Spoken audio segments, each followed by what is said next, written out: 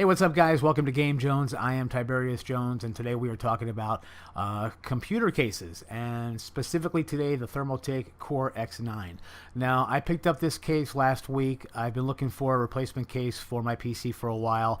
When I redid my build last August, I picked up a really cheap case, which was made by Cooler Master. It's the Blue Tesseract case, which was a decent case at the time. Actually, I picked it up at that time because it was super cheap. It was like $30 on Newegg. I think it was $27.99 exactly, but it was actually akin to many $80 cases. And if you're looking for a super budget case, I do recommend that case, by the way. For that price, you're not going to find a better case. However, where I'm at this point is I now have upgraded to 2 GPUs and a Crossfire configuration, two 280Xs, and so with my FX8350 processor, I'm producing a lot of heat in my case, and the problem that I'm running into is I can't get enough fans in that case to cool it and still keep it quiet enough that I can produce videos and not have a bunch of background noise. So that's really the problem that I've run into. Also, I want to be able to expand in the future and add more components to my PC, and so it's also become a problem of future expansion is going to be an issue. So it's time to upgrade my case. And so I started looking around for cases, and I really came to the conclusion that I want to go to a cube case. So as I looked around, it really came down to two choices as I started to research. Either an Antec 540, which is recommended on a lot of different websites, and then I stumbled across this new product from Thermaltake, which is their Core series, which includes the X1, X2, and X9. The X1 is a mini ITX, the X2 is a micro ATX, and then the X9 is the largest, which supports all forms of ATX or motherboards rather, up to including the extra or the mega ATX basically, which is a super large ATX motherboard. So I ended up going with the X9, which is a huge case. The dimensions of this thing are, if you're familiar with metric, is 502 millimeters by 380 by 640, which translates to basically 20 inches high by 18.5 inches wide by 25 inches deep, which is freaking huge. And the thing weighs, get this, empty, 40 pounds. So this is an entirely steel construction case. It's freaking large. When I brought it home and my girlfriend saw it, she was like, "Why is that thing so big?" And I said, well, size matters, of course. And in this case, it really does, because one of the best things about this thing is it has got so much room inside that when you see how configurable the fans, your fans are going to be in this thing, and how much room is left for airflow after you get all your components in, really cooling is just absolutely not going to be an issue in this case, especially with the radiator support that this thing has. The radiator support is absolutely incredible. To give you an idea, you can put radiators in the front, rear, bottom, front, and both sides rather. And here's the radiators that it supports: 120 millimeter, 240 millimeter, 360 millimeter, 140 millimeter, and 280 millimeter. And to give you an idea, in the front it supports one of each of those. In the top it supports two of each of those.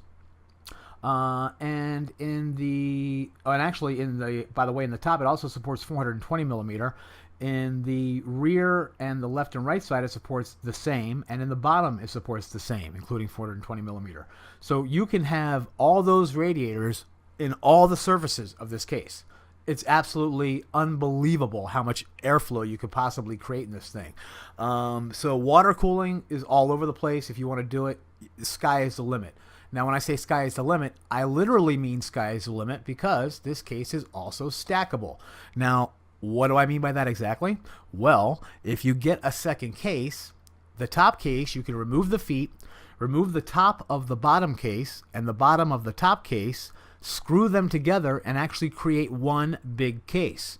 So it has a pass-through port on the bottom of the top case, where literally you could take the top case, make it all a cooling unit, which would pass through into the bottom case, have the bottom case be essentially your entire computing unit with all your computer components, have the top be all your water cooling components, and have it feed through into the bottom, and voila, you've got this huge cooling component at the top and all your PC components at the bottom, and it's one huge system. And then you could stack more on top of that and have it be whatever you want it to be. all a CPU, all a computer unit. You could have it be a combination of computer cooling and servers. You could create a server room with all these being stacked, like say 4 of these stacked into a server configuration next to a PC cooling combination, monster, whatever. I mean, really, your imagination is the only limit to what you can do with this thing. So some things that I really... All right, I'm going to take a moment to show you some parts inside the case here. I apologize, the audio is a little quiet during this section, and then we'll get back to the full review. Thank you.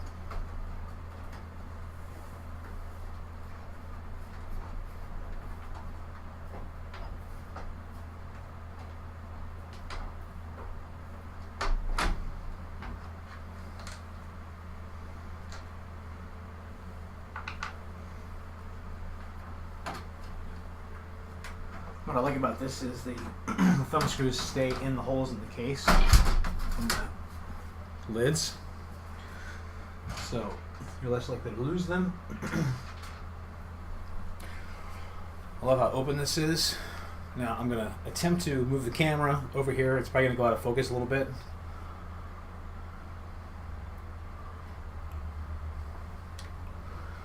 So you can see in the top how the right side fans there are mounted. That mount in the top, there's one that goes on the left hand side too, just like that one, that comes with it as well. I just don't have it in there right now because it doesn't need to be in there, so I just have it out of the case right now. I love that that is designed the way it is. Again, it's just held in with thumb screws on both sides. Everything is thumb screws. Again, no tools required for this entire thing when you put it together. Looking down from the side, I don't know how much the LED light is going to impede your view, so let me actually remove that for a second.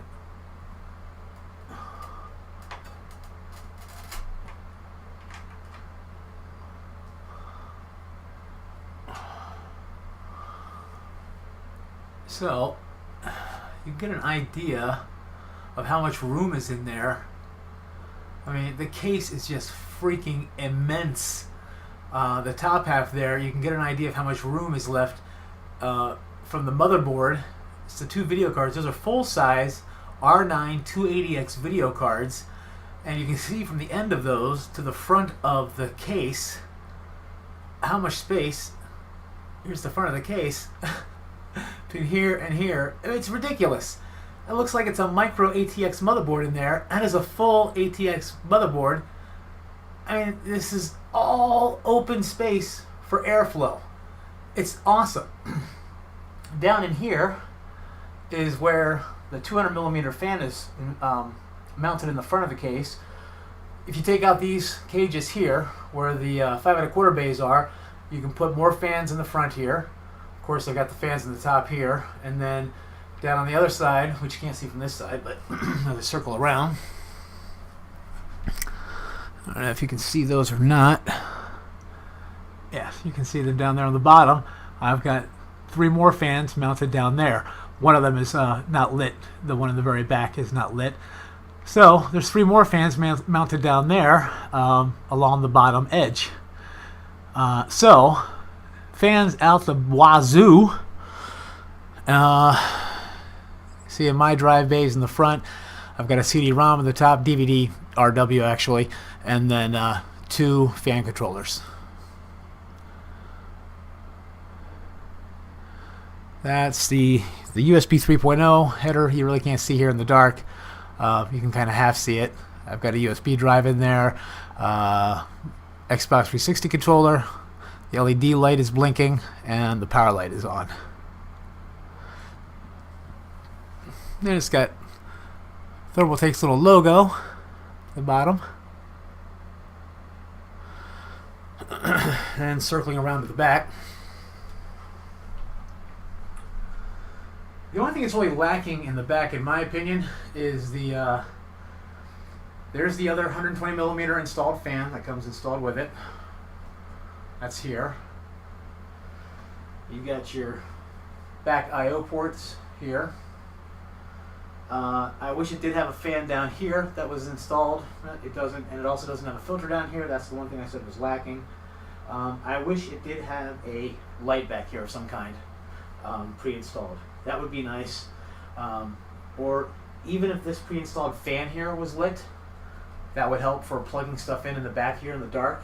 You know, that's a slight oversight that I guess they could have done. It's not a deal breaker. That's about it. Also, I like the fact that your expansion ports here have these nice thumb screws all included, and there's actually a plate here that's removable that I took out, that I have set aside. So that's also a very nice inclusion. Oh, also lots of grommets, and the grommets are of really nice quality. Really love the included grommets. These are really flexible. They feel like they're of really nice quality. Same on the inside. For all your cable management, these grommets are really super nice, really nice quality. Again, right now I just got done moving all the fans around, so my cable management looks like shit right now. So don't judge my case based on the cable management. It looks like hell right now. I will be redoing that and making it look super nice. Some things that I really like about the case specifically for a personal build, the way I did this was, you know, what I've always been looking for when it comes to building a PC is I'm not that handy when it comes to tools. So the more toolless you can make a case for me, the better off I'm going to be. I don't want to have to break out a Dremel to make the case look cool. I don't want to have to be cutting into a case.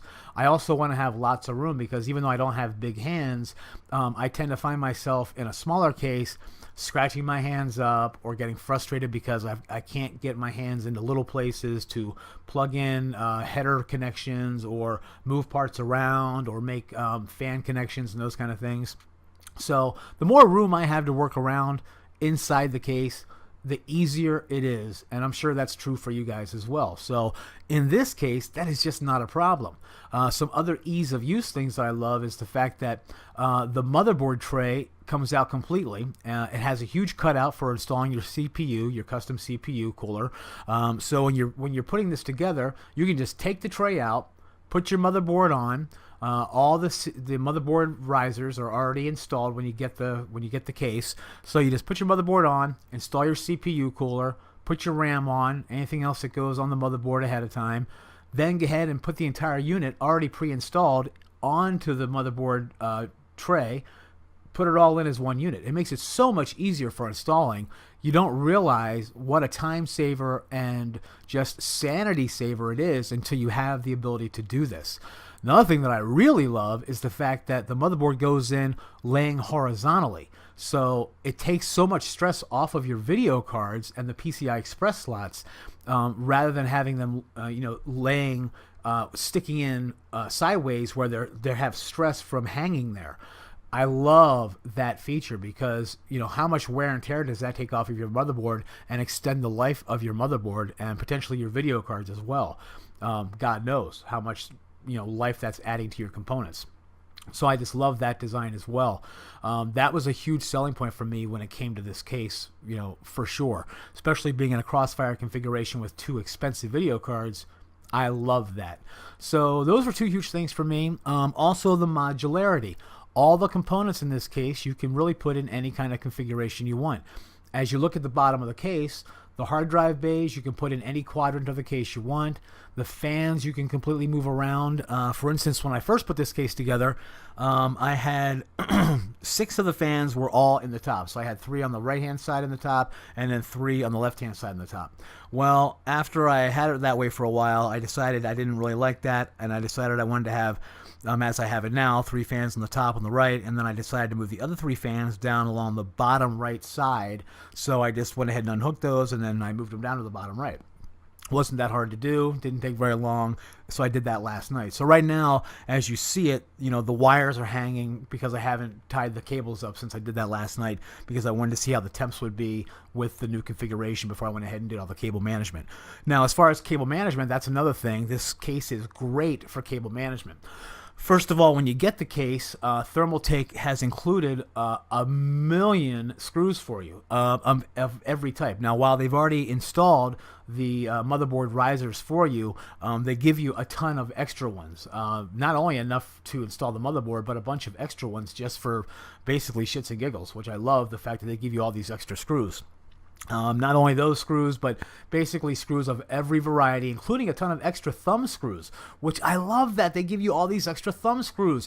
You can never have too many thumb screws. So, my hat's off to Thermaltake for actually giving you a substantial and really going above and beyond as far as what they have included. That also goes for the manual. The manual they give you with this case is really detailed.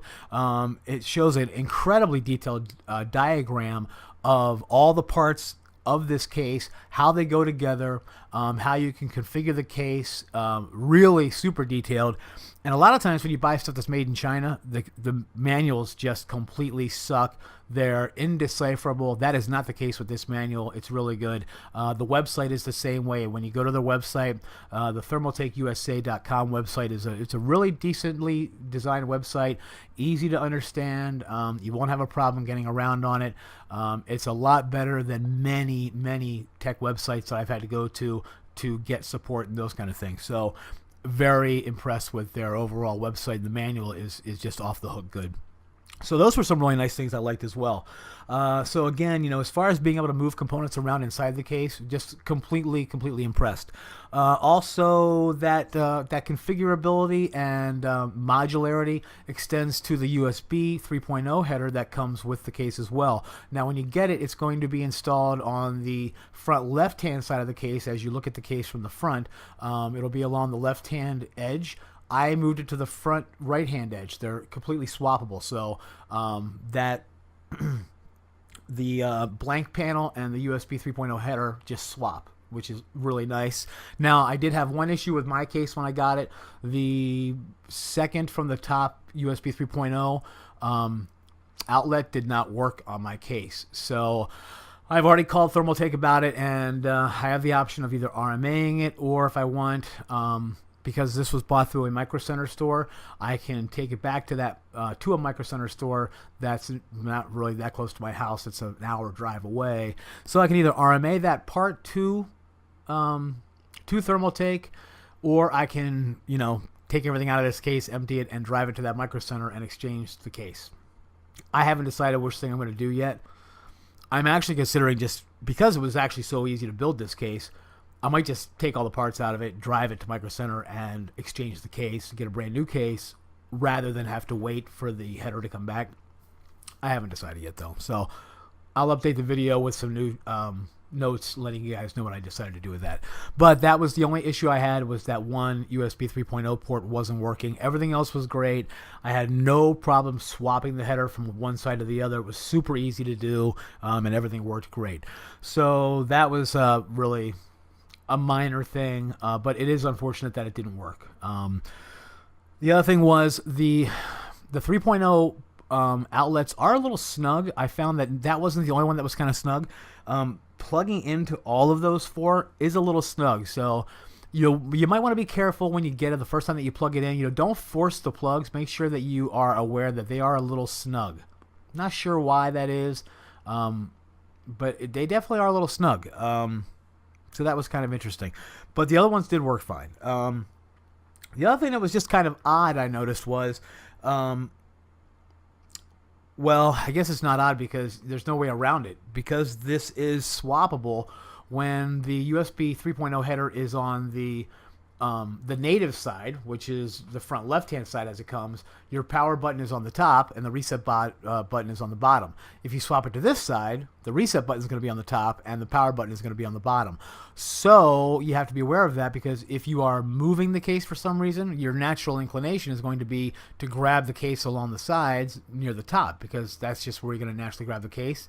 And so if you have the power of the case, if the case is, your PC is on and you go to just move the case slightly, there's a high probability that you're going to hit that reset button and reset your PC. So if for some reason you are moving your PC a little bit, like say to slide it back or move it left to right a little bit, for some reason, be aware that you may hit the reset button. As far as the The drive bays, you have the front 5.25 bays for installing either a CD-ROM, or in my case, I have two fan controllers in the front. You can completely remove those and add another 200 millimeter fan in the front, or multiple 120 millimeter fans, or 140 millimeter fan in the front if you want, for maximum airflow. Again, this case is completely designed for maximum airflow, so really sky's the limit as far as airflow in this case. In my case, again, I've got the CD-ROM and the multiple CPU or multiple fan controllers. I love the fact that you have the option, though, to have no drive bays in there if you want to just have the fans. It was really easy to install those. Again, it's a completely toolless design. Everything is held together with thumb screws if you want to use it. So really, I love the fact that this whole case, you don't have to break out a single tool if you don't want to. You can do all of this completely with thumb screws. I love that. I absolutely cannot stress how much I love the fact that you can do anything with this case with just thumb screws. All the threaded holes work great. I didn't have any problem getting any of them in. They all, really great design. Another thing I liked too was in the side panels, they're swappable. So the glass side can be on either side. That works great. One thing that is lacking is filters. There is filters on the bottom of the case where the space is for an additional 120 or 140 millimeter fan in the back. Does not have a filter included in that space. That was a little disappointing. Also, the top where these fans are in the top, there are not filters included there. I think that's an oversight that they should have included filters there. You have to keep in mind the price of this unit. At Micro Center, this was $159.99. The suggested retail price is $169.99. That is still a fantastic price for something this large, this well constructed, with this much thought put into the design of this. I mean, I would have expected to see this case for well over $200. And if you are looking around at the price of cases, the fact that this comes in at that price is absolutely stunning to me. Absolutely stunning. And if you've looked at cases, I think you're going to find that that's the case too. No pun intended. Yeah, the price is absolutely incredible to me. So it's a really great value for what you are getting. And this actually had a $10 rebate. So really, this is $149.99 if you're going to go ahead and do the mail-in rebate. I don't really... I don't count on rebates because they're a pain in the ass. Rebates are, if it's an instant rebate, that's one thing. If you're getting the $10 off when you walk into the store, then yeah, that's something you can count on. But this is a mail-in rebate, so you got to jump through hoops, register online, and then mail it off. Whatever, that's a pain in the ass. But technically, it is there. So at $149, this is absolutely a steal. At $159, this is still a great value. So not a lot more to say. The Thermaltake Core X9, in my estimation, is a must-have. If you are looking for a modular cube case especially, you really cannot go wrong with this. I mean, I'm giving this an 8.5 out of 10. The only reason I'm knocking anything off is because of the fact that the one USB 3.0 port was not working correctly when I got the case. So I've got to knock something off for that. Otherwise, I mean, this is just a fantastic case in my experience. I would highly recommend if you are looking for something that is expandable, modular, has great airflow, looks nice, is going to have maximum future expandability. You really can't go wrong with this thing. I highly recommend you check it out. So there you go, the Thermaltake Core X9. I hope you guys liked the video. If you did, please hit the like button. Would love to see you subscribe as well. Check out GameJones.net for future tech and gaming stories. And hope you like the YouTube channel as well. I am Tiberius Jones. Thanks for stopping by, guys. I am out.